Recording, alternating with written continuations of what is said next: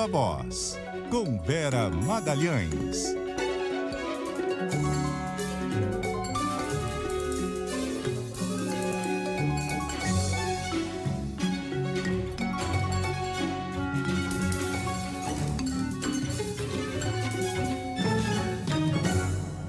Olá, muito boa noite a todos. São 6h01, tá no ar o Viva Voz, trazendo muita informação, muita análise, os bastidores das principais notícias do Brasil e do mundo. Boa noite para você, Carolina Moran.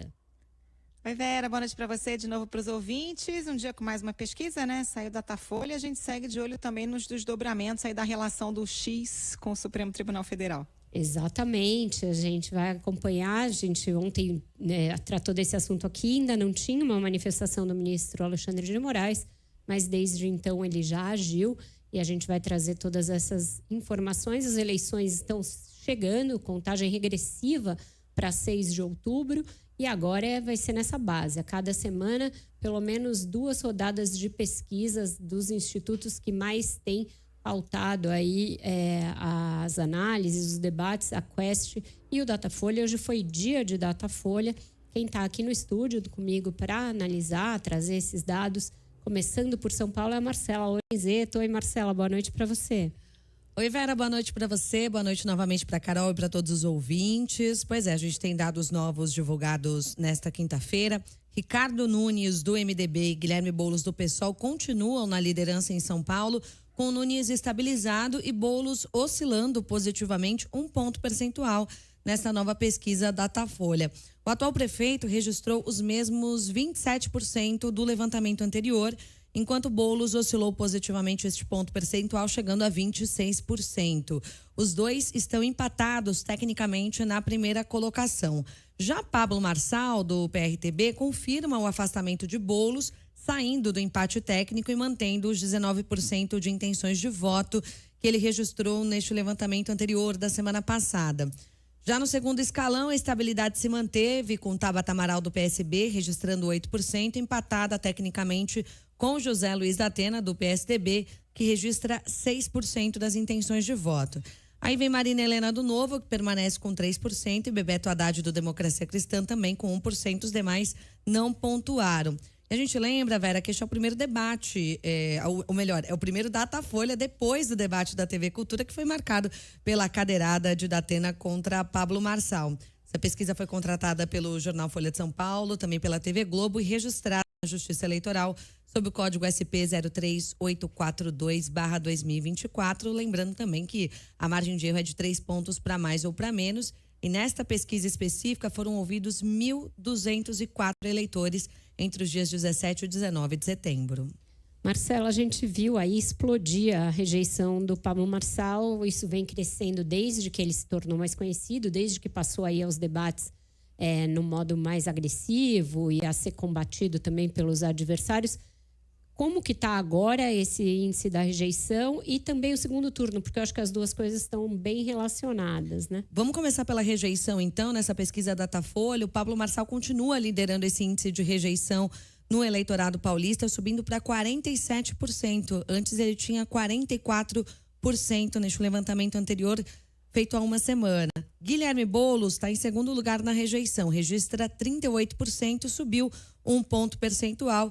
E Datena fica com 35%, 3 pontos percentuais a mais do que no último Datafolha. Ricardo Nunes subiu para 21%, enquanto Tabata Amaral caiu 2 pontos percentuais, aparecendo com 14% de rejeição. E aí, como você disse, isso reflete nos cenários de segundo turno, né? Se houver segundo turno na capital paulista, o atual prefeito Ricardo Nunes venceria tanto de Guilherme Boulos quanto de Pablo Marçal. No cenário Nunes contra Boulos, o prefeito teria aí 52% das intenções, enquanto o deputado federal ficaria com 37%. Contra Marçal, Nunes teria 60%, contra 27% do influenciador. Número diferenciado na comparação com a semana anterior. Houve um aumento. Caso a disputa seja entre Boulos e Marçal, o candidato do PSOL ficaria à frente com 50% dos votos contra 36% do candidato do PRTB. Ô Marcele, como é que está o comportamento, a transferência de votos dos padrinhos políticos, né? Quem é eleitor de Bolsonaro, quem é eleitor de Lula? Entre os eleitores de Jair Bolsonaro em 2022, Ricardo Nunes confirmou que é o candidato fechado com Bolsonaro, registra 40% de preferência. Aí, né, há essa divisão entre bolsonaristas, entre Nunes e Marçal, mesmo com essa recuperação do atual prefeito neste eleitorado, mas o prefeito marca 40% de preferência, Pablo Marçal 41% da preferência do eleitorado bolsonarista. Entre os eleitores de Lula, 48% apoiam Guilherme Boulos, mesmo número registrado na pesquisa da semana passada, Carol. E os candidatos já se manifestaram sobre a pesquisa, Marcelo? 2 já se manifestaram. O prefeito Ricardo Nunes estava numa agenda de campanha ao lado do governador Tarcísio de Freitas, quando comentou esse resultado. Ele destacou os cenários positivos do segundo turno. Vamos ouvir. Numa situação de segundo turno, a gente ganha com ampla vantagem de qualquer candidato, né? Do Boulos, uma distância muito grande. E por que eu estou falando da pesquisa?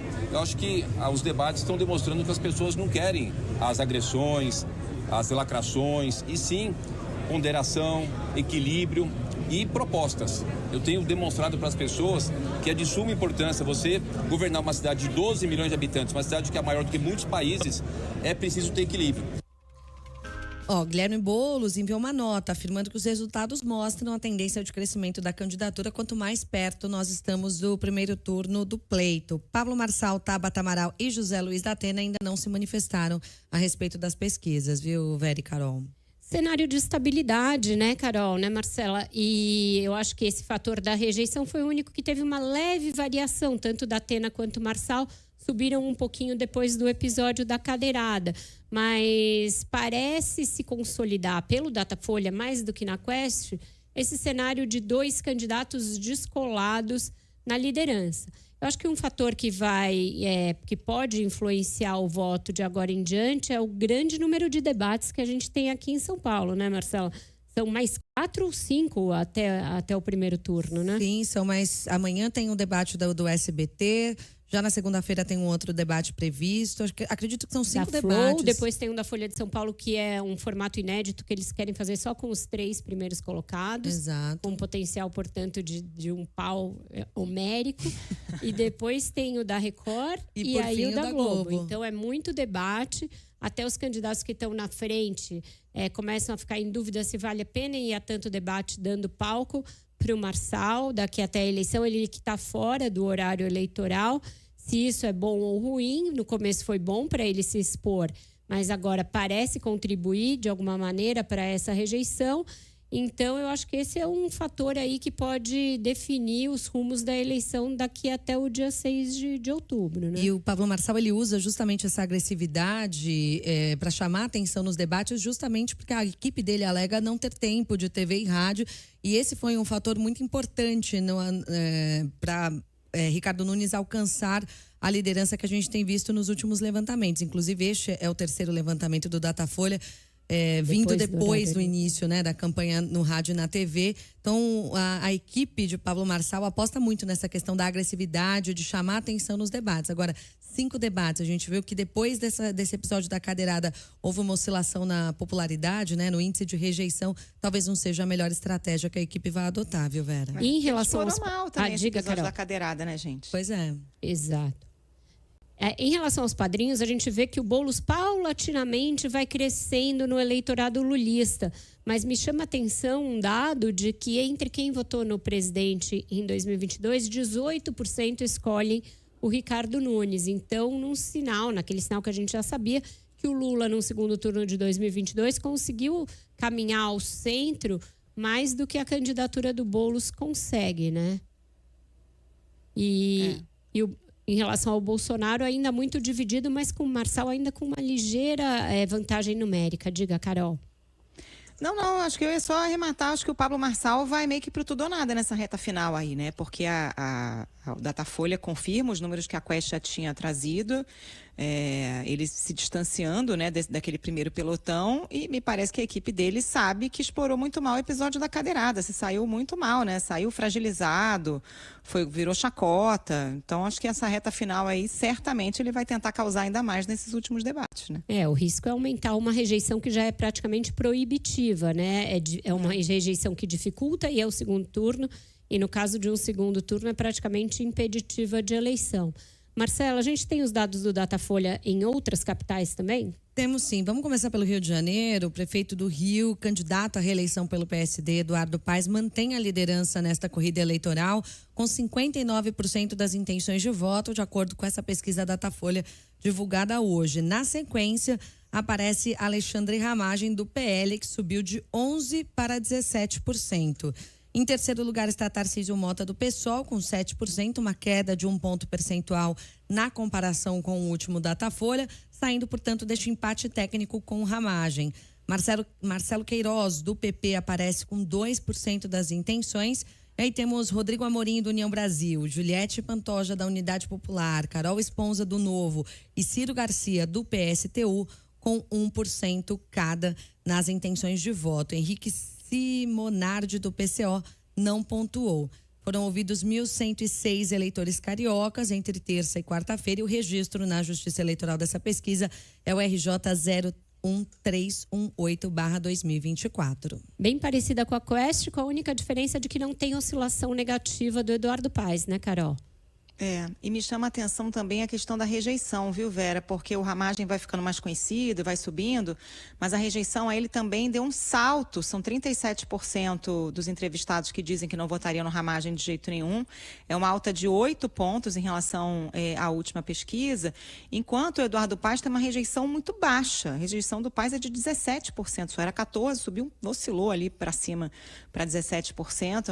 É uma rejeição muito baixa, ainda mais tratando de um prefeito que está no cargo, né? Vamos ver se esse vento bom aí para a campanha do Ramagem vai ser suficiente para colocá-lo no segundo turno. Por enquanto, não. Se a eleição fosse hoje, Eduardo Paes estaria reeleito, né? A combinação desses dados e mais o fato de que aumentou o número de pessoas que sabem que o Ramagem é o candidato do Bolsonaro, portanto, o que ele teria para pescar nesse eleitorado, ele já deve ter pescado, e isso mostra pela subida dele.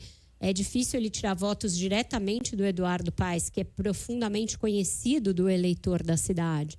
Então, parece ser uma missão difícil a do Ramagem de levar para o segundo turno a disputa no Rio. E Belo Horizonte, Marcela? O que o Datafolha mostra? Vamos trazer aqui os dados de Belo Horizonte. O candidato Mauro Tramonte, do Republicanos, mantém a liderança na corrida para a prefeitura da capital mineira, 28% das intenções de voto, caindo 1 ponto na comparação com o levantamento anterior. Já o segundo lugar continua sendo disputado por 2 candidatos, Fuad Noman, do PSD, que busca aí a reeleição, e Bruno Engler, do PL, ambos com 18% das intenções de voto. Fuad cresceu 4 pontos, enquanto o Engler apresentou um aumento de 5 pontos ali nas intenções. Os 2 candidatos cresceram fora da margem de erro, que é de 3 pontos percentuais para mais ou para menos. Aí na sequência estão o Duda Salabert, do PDT, com 9%, caindo 4 pontos, e o Rogério Correia, do PT, com 6%, caindo 2 pontos. Já Carlos Viana, do Podemos, continua com 5% das intenções. Gabriel Azevedo, do MDB, tem 3%, 1 ponto a mais do que ele registrou anteriormente, e considerando a margem de erro, ele está tecnicamente empatado, portanto, com Correia e Viana. Os demais não pontuaram. Em todos os cenários de segundo turno propostos pela pesquisa, a gente destaca que Mauro Tramonte aparece na liderança. Esse levantamento ouviu 910 eleitores entre os dias 17 e 18 deste mês. O registro é o MG 07919/2024. Veja que o Alexandre Calil foi reeleito em Belo Horizonte com uma margem muito grande em 2020, né? Ele fazia uma gestão da pandemia muito austera, e era muito contrário ao Bolsonaro, era uma das principais vozes contra o negacionismo bolsonarista. Foi reeleito em primeiro turno com uma margem muito grande, muito expressiva, e saiu para ser candidato ao governo, enfrentando a direita e deixando no seu lugar o Fuad Noman, que era muito desconhecido, era um técnico sem carreira política. Agora ele rompe com o seu antecessor e dá uma guinada à direita para apoiar o candidato do Republicanos, que também tem o apoio do Romeu Zema, que é o único governador do Partido Novo no Brasil. E agora o eleitorado de BH se mostrando muito propenso à direita, diferentemente das 2 eleições municipais em que o Alexandre Calil venceu. Então, a dificuldade do prefeito parece ser captar os votos de centro-esquerda numa cidade em que o Bolsonaro venceu em 2022 para ir ao segundo turno e aí ter uma chance, aquela chance de ser reeleito com base na vantagem do incumbente, de mostrar obras, de mostrar realizações, etc. Então, uma disputa das mais emboladas e imprevisíveis que a gente tem aqui, porque não dá para saber quem dos três vai estar. Acho que nenhum dos três está garantido, porque se houver também um crescimento do Bruno Engler em cima do Tramonte, pode até acontecer dele, apesar de ter ficado esse tempo todo na liderança, não ir ao segundo turno. E, por fim, aquela marmelada de Recife. Como é que tá lá, Marcelo? Pois é, João Campos do PSB continua com folga na liderança rumo à reeleição no Recife. Ele aparece com 76% das intenções de voto. Em seguida vem o Gilson Machado do PL com 9%, seguido do Daniel Coelho do PSD com 5% e Dani Portela do PSOL com 3%. E aí, pela margem de erro, eles estão empatados tecnicamente neste segundo lugar. Gilson Machado continua liderando o índice de rejeição com 43%, subindo 4 pontos percentuais na comparação com o levantamento anterior. E o atual prefeito apresenta apenas 7% de rejeição, 1 ponto a menos do que o registrado na pesquisa anterior. Foram ouvidos 910 eleitores na capital pernambucana entre terça e quarta-feira e o registro é o PE 02953/2024 na Justiça Eleitoral, Vera. Veja, um prefeito de 30 anos que tem essa aprovação aí enorme, seria automaticamente um pré-candidato ao governo do estado. O pai dele foi governador, o avô dele foi governador. E aí se cria... Avô não, né? O bisavô, a Raiz era bisavô dele. Aí se cria essa dúvida a respeito de se ele vai fazer esse movimento no meio do mandato ou vai esperar, pelo fato justamente dele ter tempo e ser muito jovem. A governadora Raquel Lira já tem um problemão pela frente, porque ela tem aí uma reeleição difícil, ela tem uma maioria bem complicada na Assembleia Legislativa. Ela passou a fazer um uso das redes sociais muito grande também, na cola do sucesso que o próprio João Campos faz nesse meio digital. Mas se ele resolver sair candidato, ela tem uma reeleição muito complexa pela frente. Ela que em 2022 fez uma virada, foi vítima de uma circunstância trágica na véspera do primeiro turno com a morte repentina do seu marido. Isso criou um sentimento de solidariedade e impulsionou a candidatura dela rumo à vitória, um dos raros casos em que uma terceira via ganhou no Brasil polarizado de 2022. Então, o quadro em Pernambuco, para além da eleição do Recife, é um quadro sempre muito intrincado. É um dos estados que politicamente mais complexo no Brasil é Pernambuco.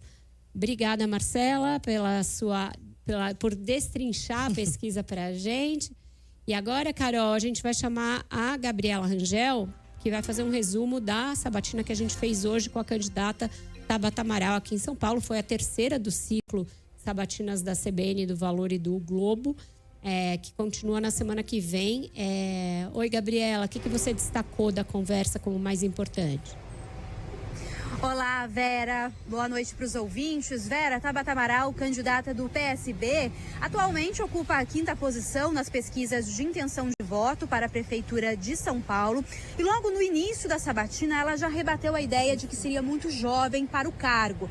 Ela tem 30 anos e é deputada federal desde 2019.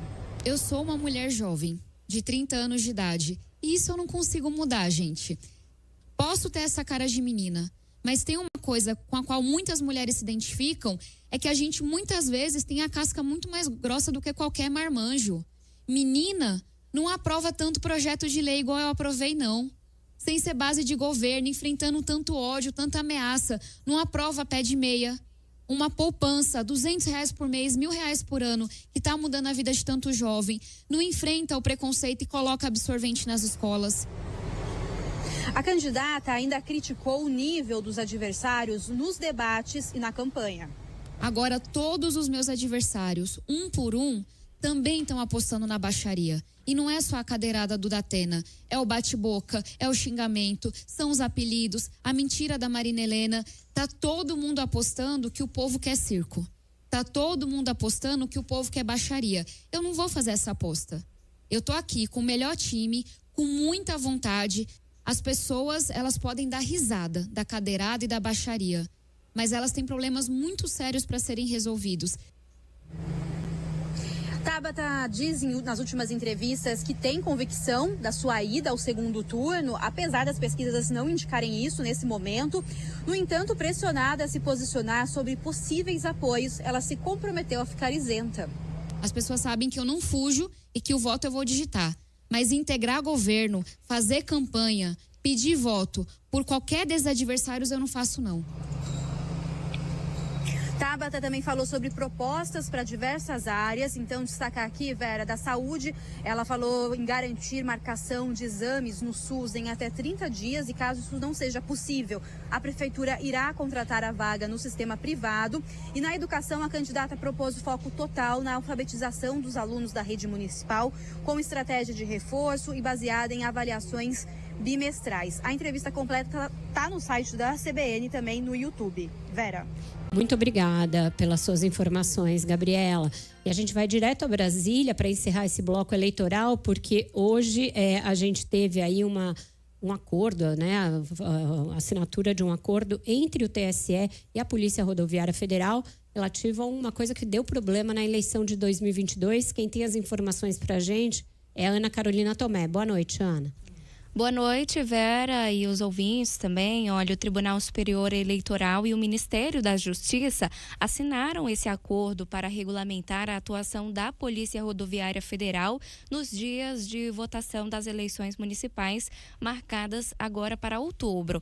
O acordo prevê que a PRF não poderá realizar bloqueio ou blitz nos dias de votação do primeiro e do segundo turno para fazer inspeções em veículos. O objetivo da medida é garantir a livre circulação de eleitores e candidatos no dia do pleito. O acordo da corporação com a Justiça Eleitoral ocorre depois dos bloqueios realizados pelos agentes federais nas eleições de 2022. A gente lembra que naquele ano, quando a PRF era comandada por Silvinei Vasquez, aliado do ex-presidente Jair Bolsonaro, foram feitos bloqueios para supostamente dificultar o deslocamento de eleitores no segundo turno do pleito, especialmente no Nordeste, região em que Lula tinha vantagem em relação ao adversário. O caso está sendo apurado pela Polícia Federal.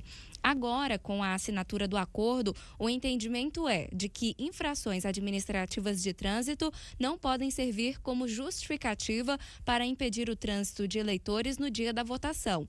Os termos impedem a realização de blitz, por exemplo, para checar especificamente documentações do carro ou itens mais simples de segurança dos veículos. A ministra Carmen Lúcia, presidente do TSE, disse que a experiência melancólica de eleições anteriores justifica a assinatura desse acordo. Não precisa de ninguém dizer que o Estado tem que assegurar a livre circulação nas estradas, rodovias, ruas, praças deste país, até porque a praça é do povo. Entretanto, experiências extremamente melancólicas, para dizer o mínimo, contrárias à democracia, nos levam a ter que adotar esse tipo de providência para que o eleitor tenha a garantia, a segurança e a tranquilidade de que no dia das eleições ele circulará livremente. Aí, Vera, se houver a necessidade de um bloqueio, a medida deverá ser informada e justificada de forma prévia para a Justiça Eleitoral. O ministro Ricardo Lewandowski disse que o direito de ir e vir é garantido na Constituição e o país não pode repetir os erros cometidos no passado. Esta é uma obrigação do Estado e significa que nós não queremos e não veremos a repetição dos vergonhosos atos que ocorreram no passado recente, em que os eleitores foram impedidos por forças do próprio Estado de se locomoverem livremente até o local das eleições. Recentemente, Silvinei Vasquez e o ministro da Justiça Anderson Torres, o ex-ministro da Justiça Anderson Torres, foram indiciados pela Polícia Federal por causa do episódio. O inquérito aponta que ambos teriam agido para impedir o deslocamento de eleitores, o que se enquadra como crime de impedir o exercício de direitos políticos. Os dois negam as irregularidades. É com você, Vera. Obrigada pelas suas informações, Ana. A gente vai para o nosso intervalo agora, depois Repórter CBN, voltamos com Ponto de Vista. Hoje, Renata Agostini falando de queimadas. CBN Ponto de Vista, com Renata Agostini.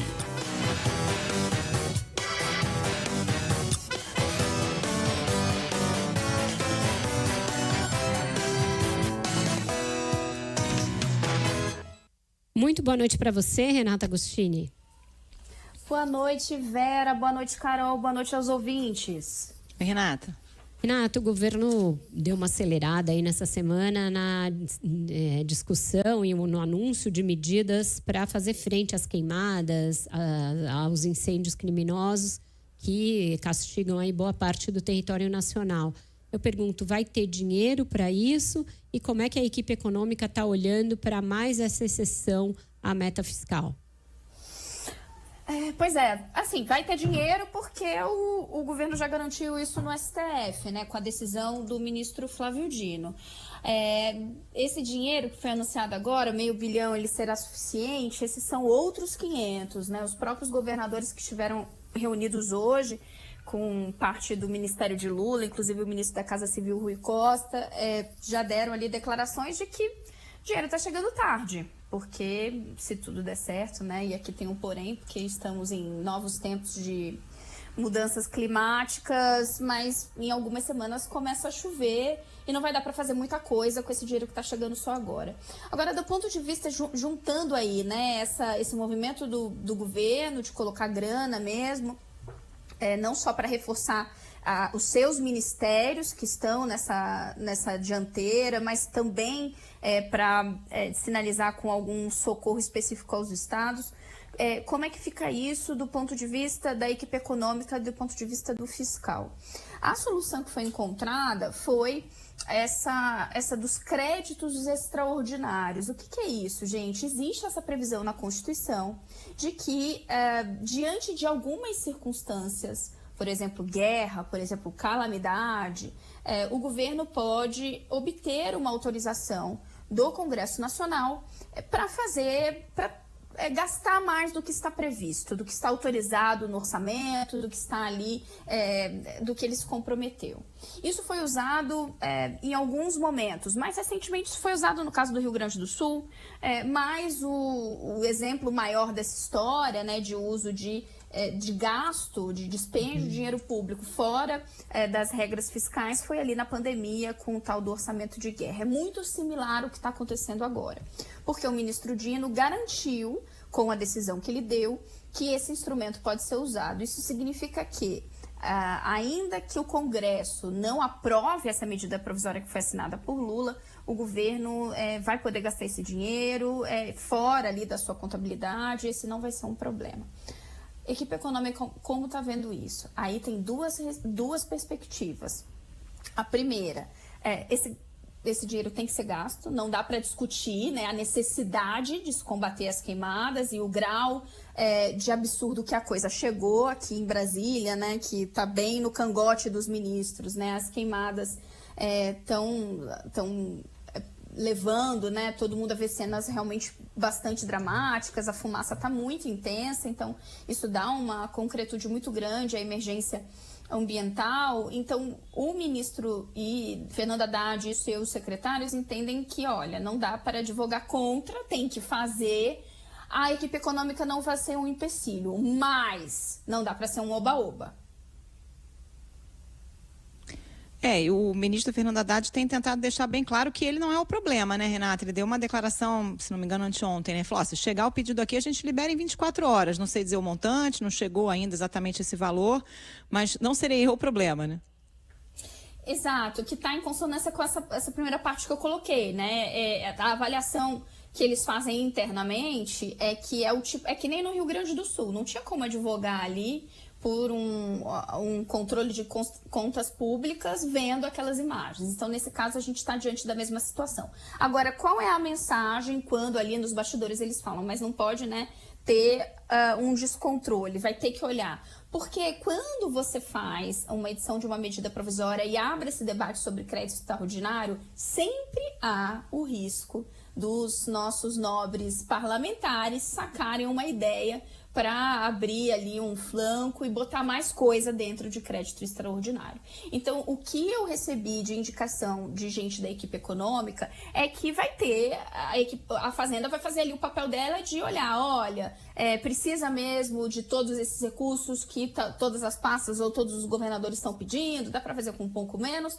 ou ainda tentar circunscrever a esse montante que está sendo sinalizado pelo Palácio do Planalto, para não virar um caminho ali, né, uma torneira que depois vai ser muito difícil de fechar. Então, a maior preocupação agora é essa. Quando você vê que só no agronegócio está se falando em prejuízo de mais de 1 bilhão, a gente vê que essa quantidade de recursos é pequena realmente para tudo que tem de trabalho de reconstrução, e a chance desses jabutis aparecerem é grande, né, Renata? Então vai depender muito de um trabalho ali de sintonia fina do governo com um Congresso que não deu demonstrações até aqui de estar tão preocupado assim com esse assunto, né? Não, veja, ao mesmo tempo em que o Congresso está ali, os parlamentares estão na rua preocupados mais em eleição mesmo, né? E enquanto o país está pegando fogo, o Palácio do Planalto faz esse aceno importante, mas de fato, né? Os governadores estão reclamando de uma demora com razão.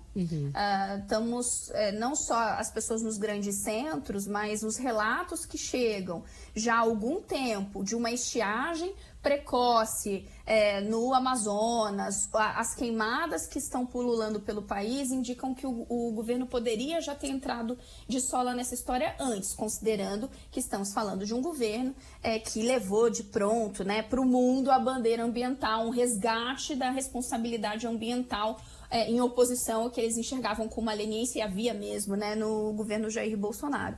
Do ponto de vista da equipe econômica, isso não será encarado como um problema fiscal. Agora, essa vigilância vai ser necessária para não haver exageros. A comparação que me falaram eu achei interessante, né? Isso é diferente de uma briga que o ministro Fernando Haddad abriu recentemente em relação ao auxílio gás. Com o ministro Alexandre Silveira, que tem um drible nas regras fiscais. Ali tem uma disputa mesmo para colocar as coisas em bases mais sólidas. Obrigada por hoje, Renata. A gente volta a se falar na terça-feira. Um ótimo fim de semana para você e até lá. Obrigada, meninas. Um beijo aos ouvintes. Até semana que vem. E a gente continua falando do mesmo assunto aí, do tema das queimadas e dos incêndios, porque o ministro Fernando Haddad, a quem a Renata se referiu, de onde ela trouxe esses bastidores todos, vai estar na comitiva do Lula na Assembleia Geral da ONU, e esse tema das queimadas certamente vai estar presente. A Samantha Klein nos traz aí o que é a expectativa do ministro quanto a essa viagem. Boa noite para você, Samantha. Vera, Carol, boa noite. Olha, em meio a essa onda de queimadas que atinge diversas regiões do Brasil, o ministro Fernando Haddad se prepara para ser questionado a respeito do tema na Assembleia Geral da ONU e também na Semana do Clima, ambos eventos que acontecem na semana que vem em Nova York. Haddad deverá dizer às autoridades que vai assinar a liberação de créditos extraordinários para enfrentar a crise ambiental. Vale lembrar, né, que após uma reunião com ministros e presidentes da Câmara e do Senado, na terça-feira, o presidente Lula anunciou o crédito extraordinário de 514 milhões de reais para um programa de combate aos incêndios. Interlocutores aqui no Ministério da Fazenda disseram que Haddad, assim que for solicitado, ele vai sim assinar essa liberação desses créditos para a compra de equipamentos, contratação temporária de brigadistas, por exemplo.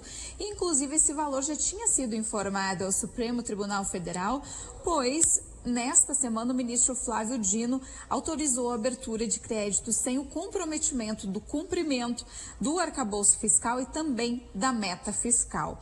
Ainda em Nova York, nesses compromissos da semana que vem, Haddad também vai apresentar avanços do plano de transformação ecológica, e a ideia aqui é trazer uma boa imagem para o Brasil, apesar destas queimadas que vêm, então, trazendo uma imagem ruim ao Brasil, mas o objetivo aqui é atrair investidores para a chamada transição verde no Brasil. Vera.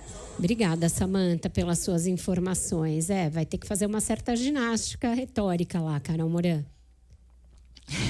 Retórica e financeira, né, Vera? Acho que mais importante do que a retórica é a financeira, né? Isso, ele está tendo de se virar nos 30, esse ministro aí, arrumar dinheiro e ainda fazer uma boa imagem, quando a imagem que as pessoas têm é do país pegando fogo. Não está fácil para ele. É aquele meme, né? Aturei muito, ainda fui simpático. É isso, tem que dar um jeito dele ainda ser simpático, né? A gente continua falando desse assunto porque o ministro Flávio Dino voltou a... não, a gente não continua falando desse assunto. O Enderstar está fazendo sinal aqui de que precisamos ir para o break. Voltamos já, aí sim trazendo mais detalhes desse tema dos incêndios. Até já. Estamos de volta com o Viva Voz e encerrando aí o tema das queimadas e dos incêndios que tem mobilizado os 3 poderes em Brasília. Aconteceu de novo hoje uma reunião para tratar do assunto. Quem traz as informações para a gente é a Isa Staciarini. Boa noite, Isa.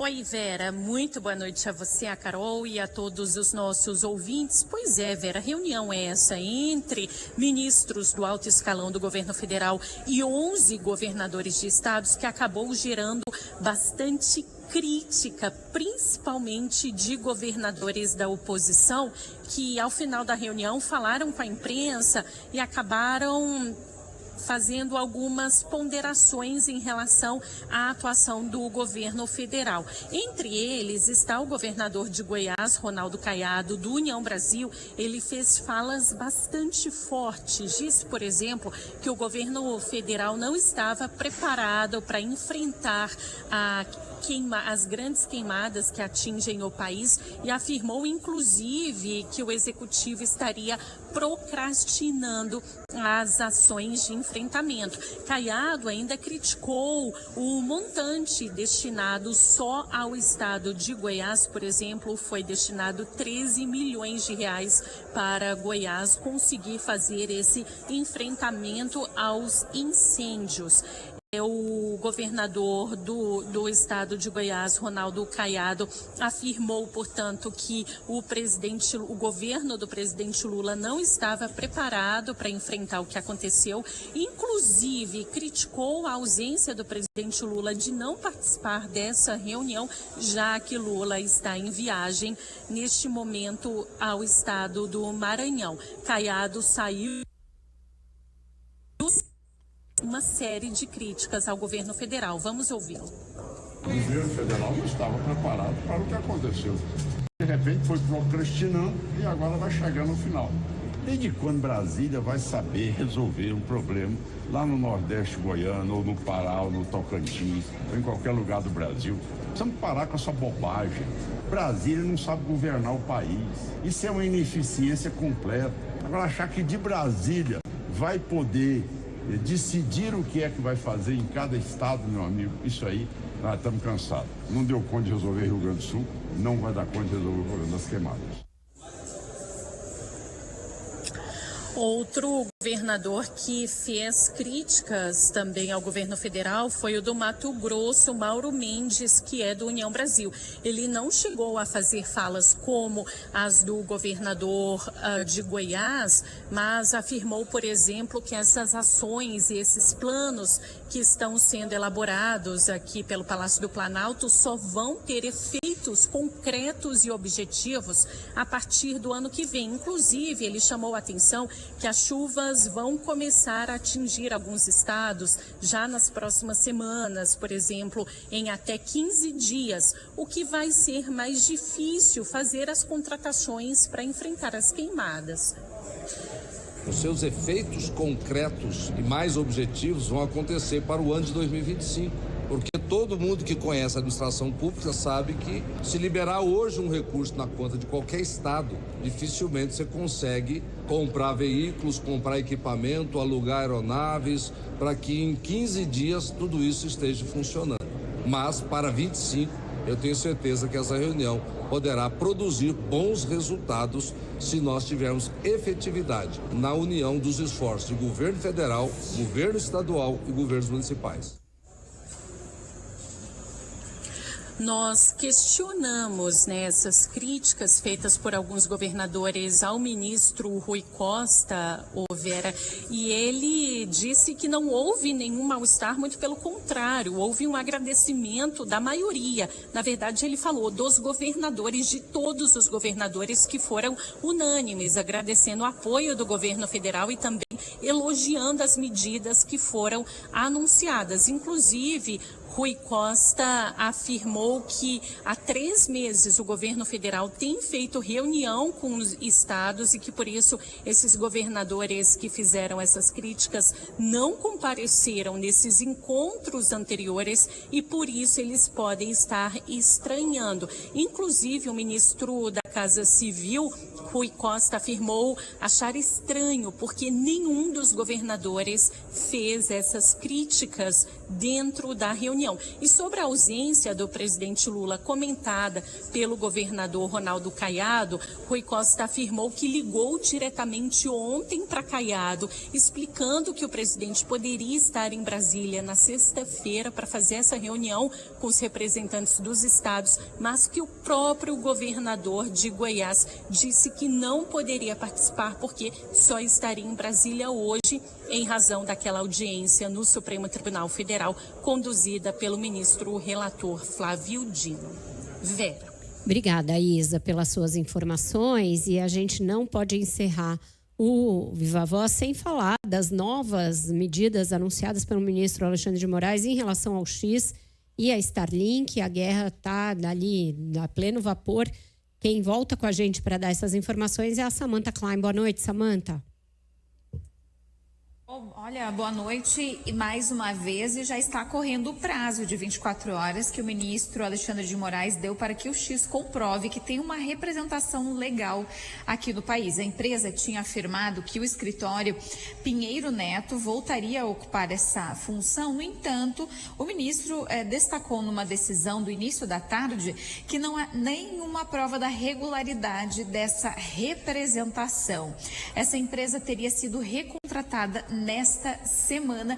No entanto, é necessário provas disso. Inclusive, até procurei a assessoria de imprensa, as relações públicas do X, e ainda não tivemos uma resposta a respeito da confirmação ou não de 2 nomes, 2 advogados indicados, portanto, para fazer essa representação da plataforma aqui no Brasil. Inclusive, eu conversei com alguns juristas e eles reforçaram que é fundamental ter essa representação legal no Brasil para quaisquer obrigações que a empresa tenha, incluindo as questões judiciais envolvendo aí bloqueio de contas, entre outros. O X, ele voltou, no entanto, a cumprir algumas decisões judiciais do ministro, por exemplo, com a suspensão de contas de blogueiros famosos e que Moraes tinha pedido a suspensão dessas contas. É o caso do blogueiro Alan dos Santos